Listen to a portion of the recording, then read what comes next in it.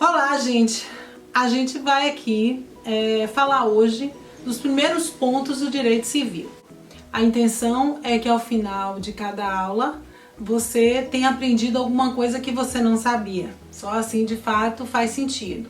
Então hoje nós vamos falar do início do direito civil, não é? Primeira coisa que as pessoas perguntam e que demanda a gente falar aqui. Por que direito civil? De onde é que vem civil? Civil vem de civilis. Civilis é cidadão. Então, quando a gente começa a aprender direito civil, e eu comecei há muitos anos atrás a me encantar pelo direito civil, o que me encantou foi justamente porque é um direito que trabalha, na verdade, o cidadão. O direito civil, do seu início, não é? Do primeiro capítulo, o primeiro artigo do diploma, até o final, ele vai falar de várias situações que a gente vivencia no dia a dia da gente. Por isso, direito civil. Civil vem de civil, de civilis, de cidadão. Então, eu vou reconhecer no direito civil várias situações que eu vivencio ao longo da minha vida. Então, assim, quando eu nasci, é fato jurídico. Por que é fato jurídico? É fato jurídico porque tem ponte com o direito, ou seja, o nascer, ele reverbera em efeitos para o direito. Então, o direito civil acompanha a gente desde o momento que a gente nasce, o nascimento é um fato jurídico, até na hora que a gente morre. Por quê? Porque com a morte, é sabido por todos, a morte também é um fato jurídico.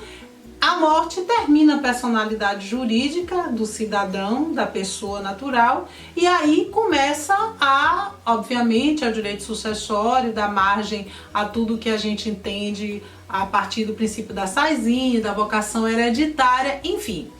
O que a gente precisa entender quando a gente começa a estudar o direito civil é justamente isso. Eu vou falar da atuação do civilis, do cidadão.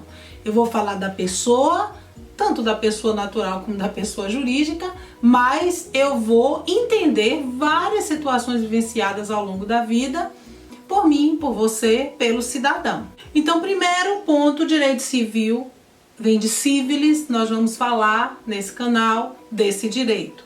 Segundo, tem uma palavrinha que a gente sempre coloca no direito que se chama subsunção. O que é subsunção? Subsunção, gente, é exatamente uma ponte. É a possibilidade da gente ligar um fato à norma. Por quê? Como é que a gente costuma dizer? Tudo que acontece é fato, mas nem todo fato é jurídico. Ou seja, estamos vivendo hoje um dia de chuva. É um fato, né? Tá chovendo. O exemplo que eu sempre dou. A professora Cecília resolveu sair andando pela faculdade. Isso é um fato, mas não é um fato jurídico. Mas na hora que a professora resolve chutar a mochila de um aluno, sim, agora isso é um fato jurídico. Por quê? Porque ao chutar a mochila de um aluno, ela causa um dano a alguém. E aí, se eu procuro nos códigos, nos diplomas legais, eu perceberei que a ninguém é dado o direito de causar dano a outrem, ainda que exclusivamente moral, não é isso? Então, a partir do momento que ela chutou a mochila de alguém, aí começa a ter um interesse daquela conduta ligada à norma. Preste atenção. Se eu digo que este fato, né, é investido de subsunção, ou seja, já existe a ponte desse fato à norma, ele passa a ser jurídico, então dentro do direito civil eu entenderei que aquela pessoa que causou prejuízo a outrem, ela, naquela conduta, a ela será imposta uma consequência jurídica. Observe, gente. A gente, ao longo da vida da gente, a gente vivencia vários fatos, não é verdade? A gente se sente obrigada a várias coisas, mas nem tudo que a gente vivencia e ao que a gente se sente obrigado interessa ao universo jurídico. Nem tudo que a gente vivencia ou sente obrigado interessa ao direito civil. Vou dar um exemplo para continuar falando do civilis, cidadão, e da subsunção. Observe, dia 2 de fevereiro, existe uma cultura, né, com mais especificidade, para aqueles que são devotos da Rainha do Mar e tal, de jogar flores ao mar. Algumas pessoas se sentem muito obrigadas a jogar essa flor ao mar. Mas jogar essa flor ao mar não é uma obrigação jurídica. Por quê? Porque você vai procurar em todas as leis que existem e não vai encontrar em nenhum código que jogar flor ao mar tem uma chancela jurídica, tem uma tutela jurídica. Ou seja, jogar flor ao mar pode ser até uma obrigação religiosa, uma obrigação de família, a família toda joga flor ao mar, uma obrigação moral talvez, mas não é uma obrigação jurídica, porque não está investido em subsunção. Agora observe, se o cidadão não joga flor ao mar, não acontece nada com ele, ou seja, o Estado juiz não pode obrigá-lo a jogar flor ao mar, porque aquela obrigação não é jurídica. Agora, se ele deixa de prestar alimentos a um filho menor, essa obrigação é jurídica. Então eu pergunto para vocês, dentro desse universo do direito civil, onde a gente precisa perseguir a subsunção para ver se aquele fato, aquele ato interessa ao direito civil, se existe a subsunção, qual é a primeira consequência? Então, a primeira consequência é que se há uma atuação do cidadão juridicamente tutelada, eu tenho o poder coercitivo do Estado juiz incidindo sobre aquele ato. Veja só, o cidadão, estamos falando de direito civil, o cidadão, se ele não joga flor ao mar, ninguém pode obrigá-lo a fazer. Agora, se ele não presta alimentos ao filho menor, o Estado juiz vai obrigar a esse cidadão a fazer. Observe, gente, o que é que a gente está querendo fazer com essa introdução. É falar para vocês o seguinte, no nosso direito civil, que a gente vai amadurecer aqui durante essas aulas, é o seguinte, vamos estudar o cidadão e tudo que está envolto dele por conta da subsunção, ligando ele à norma, ok? O direito civil, ele vai trabalhar enquanto cadeira, enquanto matéria, essa evolução de condição que as pessoas têm no decorrer da vida até a morte e que vai perpassar por toda uma chancela jurídica do direito civil, ok? Pronto.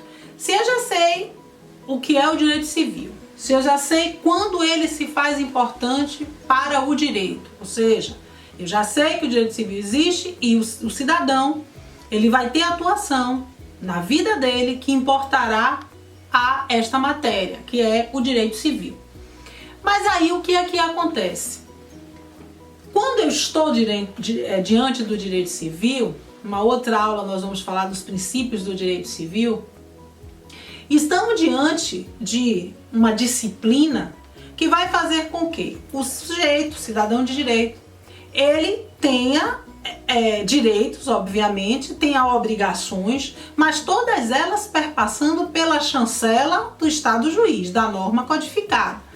Então, repare, se eu, por exemplo, hoje tenho uma dívida, né? Vamos dizer que eu tenho uma dívida de 10 mil reais e eu preciso arcar com essa dívida, eu preciso pagar essa dívida. Eu não posso, o direito não me deferirá,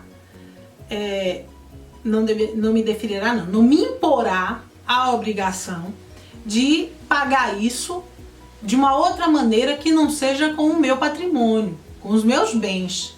Jamais existirá no direito a possibilidade de eu pagar isso com um órgão meu, pagar isso dando um filho meu, pagar isso me fazendo escrava desta pessoa, não é?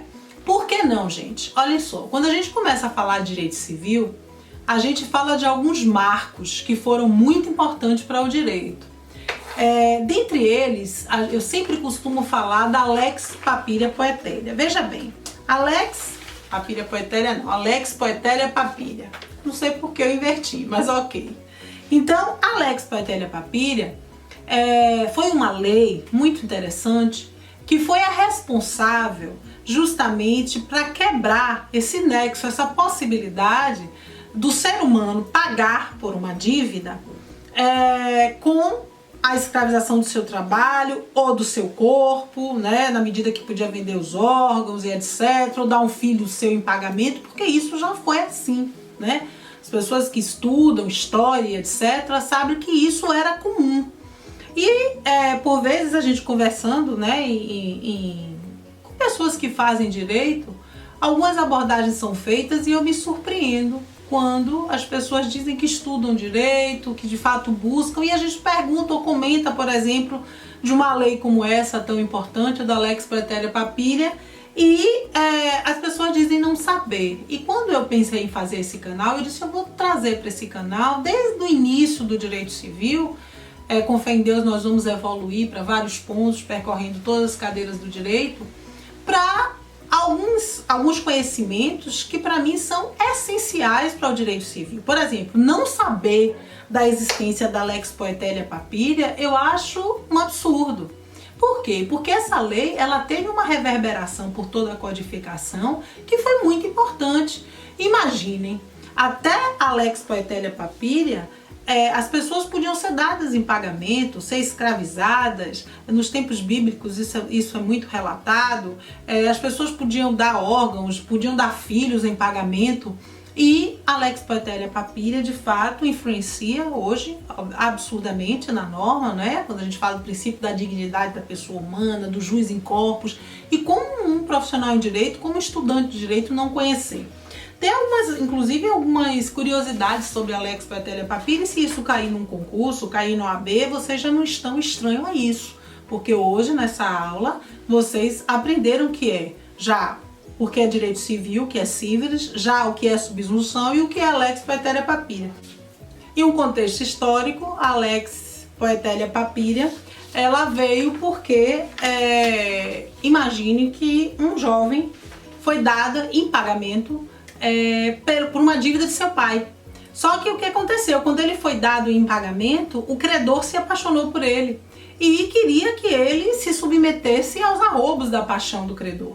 Imagine. E aí ele não se submeteu, ele foi açoitado pelo credor e revoltado ele foi à praça pública para falar que ele estava sofrendo muito. Os imperadores da época, Lúcio Papírio e Caio Petélio, os cônsules eleitos da época, eles justamente criaram essa lei para evitar que a partir dali as pessoas tivessem que ser dadas em pagamento ou negociadas, e dando, assim, imagine, a pessoa era dada em pagamento, então sugeria ao credor que poderia fazer o que quisesse com aquela pessoa. É interessante falar isso para vocês pelo seguinte, porque por vezes a gente, como eu disse a vocês, a gente vai conversar com pessoas que fazem direito e normas que foram marcos na história do direito, as pessoas não sabem, vocês já vão saber a partir dessa aula. Então observe, a gente falou de civilis, que era o cidadão, a gente falou para vocês o que era a subsunção, a gente falou da Lex Praeterea Papília, que é muito importante para a gente entender quando houve essa quebra de nexo, né? Obviamente que ela foi um norte para depois e para agora, inclusive, quando a Constituição ela ratifica e reitera o princípio da dignidade da pessoa humana. E aí a gente evolui no direito civil. A gente evolui no direito civil de que forma? A gente precisa entender o seguinte, há o sujeito de direito, ok? Dentro do sujeito de direito, você sabe que ele vai ter atuações que importa ao direito civil e atuações que não importa para o direito civil. Dentro dessa atuação que importa para o direito civil, a gente já percebeu que a maior importância é o cidadão, não é? Aliado a ele existe um patrimônio que por vezes responde pelos seus atos, e aliado a ele existe uma série de condutas que o direito o abraça ou não a partir dos seus princípios. Princípios esses que a gente vai ver em outra aula. Mas já nessa aula a gente vai falar de um ponto muito importante, que às vezes as pessoas têm também alguma dúvida. E vocês sabem, quem me conhece, quem está passando a me conhecer agora vai perceber isso. Às vezes as pessoas falam, mas Cécia é uma professora conteudista. Não é que eu seja conteudista, gente. O que eu costumo dizer a vocês é o seguinte, a gente precisa saber. Mais complicado do que não saber é a gente achar que sabe, não é? Para ter um direito raso é melhor a gente nem estudar. Para se enganar é melhor nem estudar. As pessoas tendem hoje a dizer que em toda esquina tem uma faculdade de direito. Eu digo, olha, pode até ter. Mas de fato as pessoas que estão empenhadas em aprender direito e não levar essa história de vida de uma forma a se enganar, essas pessoas vão de fato fazer valer a pena ter feito esse curso. Eu ainda acredito muito no curso de Direito. Tanto acredito que os meus 2 filhos eu quero que façam Direito. Então, essas aulas também vão servir para isso, para que a gente, com fé em Deus, a gente não fique no lugar comum, a gente evolua. Então, às vezes, conversando com até pessoas que já são formadas, eu vejo que alguns conceitos falam de uma forma embaralhada e não fazem a diferença de um para o outro. Vocês não vão fazer isso, tá? Fazer a diferença entre personalidade, capacidade e legitimidade. A personalidade, ela inicia com o nascimento. Teve vida, respirou, a pessoa tem personalidade jurídica. E só vai terminar quando morrer. A personalidade jurídica termina com a morte da pessoa. Então, personalidade jurídica todos nós temos. E há uma diferença em ter personalidade e uma diferença em ter capacidade. Então, personalidade jurídica nasceu, respirou, tem. Que é a possibilidade de ser titular de direitos e, obviamente, deferir a este ser a chancela de existir juridicamente. A capacidade jurídica que a gente adquire com 18 anos é muito diferente. Quando a gente adquire capacidade, a gente tem a possibilidade de exercer em nosso próprio nome os atos da vida civil. A gente sabe que entre 16 e 18 a gente é relativamente incapaz, né? É quando a gente é assistido, mas não é representado. O menor impúber, ele é representado. Até 16 anos ele não tem capacidade.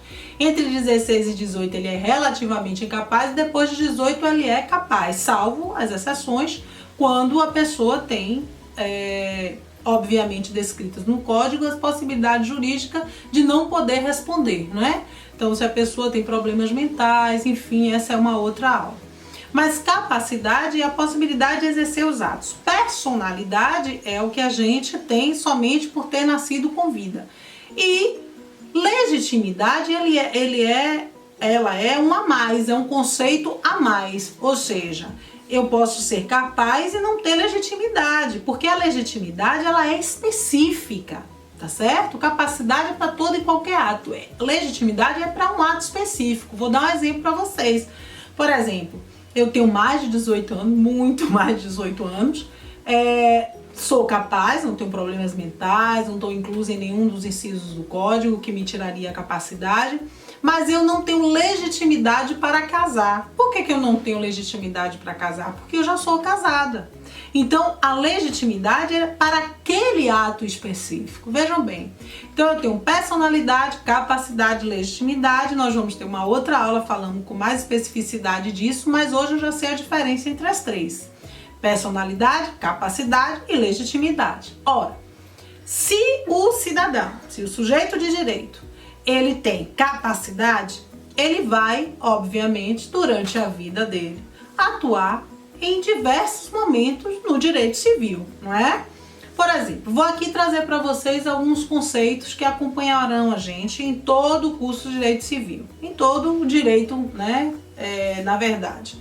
Por exemplo, se eu me refiro a um solvens, quem é um solvens numa relação jurídica? Solvens é sempre o devedor. Então, se o solvens, se o devedor, ele tem capacidade, ele vai responder. Vamos lembrar lá da Lex Petelia Papília, ele vai responder com o patrimônio dele pela obrigação contraída, não é? Se ele é um acipins, quem é um acipins numa relação jurídica? É o credor. Então eu tenho o solvens, o devedor, eu tenho o acipins, que é o credor, eu tenho o núncio. Quem é o núncio numa relação juridicamente tutelada? É apenas aquele que anuncia. Por exemplo, se eu quero vender uma casa de praia que está lá em Itacaré, eu estou aqui em Salvador, eu posso pedir a uma pessoa que está lá em Itacaré que anuncie a venda daquela casa. Quando a gente fizer o contrato, a pessoa que vai comprar e eu que vou vender, nós temos nessas partes do contrato o solvens e o acipins. Mas aquele que anunciou, que é o núncio, ele não faz parte do contrato. certo? A princípio é uma compra e venda que vai ser relacionada a um comprador e um devedor. Então, núncio é aquele que anuncia. Solvens, devedor, ácipiens, credor, núncio, quem anuncia. Eu posso falar aqui também do oblato. Quem é o oblato? É aquele que aquece, aquele que consente a uma relação possivelmente contratada. Se eu faço uma oferta, estou vendendo um roteiro de aula por X, e a pessoa diz, eu quero comprar o roteiro de aula, eu sou o policitante, porque quem é que é o policitante? Quem faz a oferta, né? Vem de policitação, que é oferta, e quem aquece, quem consente, quem é o oblato. Eu também posso ter na minha história um fâmulo do direito. Eu vou diversas vezes no meu curso de Direito Civil ouvir falar de um fâmulo. Quem é um fâmulo? Fâmulo é um servidor do direito alheio. Vou dar outro exemplo. Se eu quero usucapir uma casa que está lá em Trancoso e não tem ninguém lá e está abandonada, eu não posso estar lá porque eu moro em Salvador, eu posso colocar uma pessoa lá, uma espécie de funcionário meu, um caseiro, que vai estar exercendo a posse, mas em meu nome. Ele está constituindo o direito de posse que deferirá a mim galgar o direito de proprietário a partir de um usucapião, mas ele é um servidor do direito que é meu, ele não é o possuidor, ele é um detentor e a posse é minha. Então aí eu tenho fâmulos, eu tenho tradens também. Quem é o tradens? É aquele que em uma relação ele é obrigado a entregar alguma coisa. Tradens vem de tradício, de entrega, né? Então veja bem, com esses exemplos que eu dei, eu quis trazer para vocês alguns conceitos que vêm de níveis de atuação do sujeito de direito, do civilis.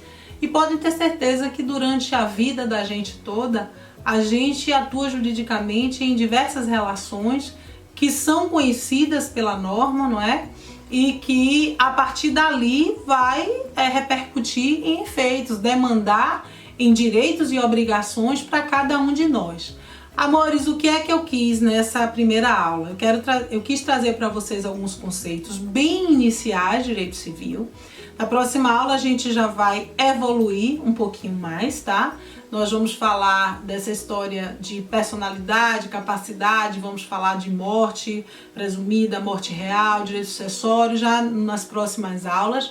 Mas eu precisava que de início vocês relembrassem o que é o direito civil, do que é que ele trata. Então a gente fez questão de abordar de onde vem o direito civil, o que é a subsunção, que é justamente o que vai fazer a ponte de tudo que a gente vai abordar nessas aulas. Falamos da Lex Paetelia Papiria, que é importante porque com essa lei a gente costuma fazer com que quem nos escuta entenda que aqui o mais importante será o sujeito de direito, não é? E também de algumas nominações que ocupa o sujeito de direito no decorrer da vida e vivenciando esse direito civil, tá bom, amores? Esse foi o nosso primeiro contato. Deus abençoe vocês e até a próxima aula. Se gostou, se inscreva no canal, porque a gente precisa encher esse canal de inscritos para ter patrocinadores, né? Tá aparecendo aí embaixo, tudo bonitinho, para que a gente consiga fazer palestras para as pessoas sem precisar pagar nada, para dar cursos. Então eu tenho certeza que a gente vai evoluir para isso e nunca vai ser em vão uma aula que a gente vai dividir aqui com vocês, tá certo? Beijo, até a próxima aula.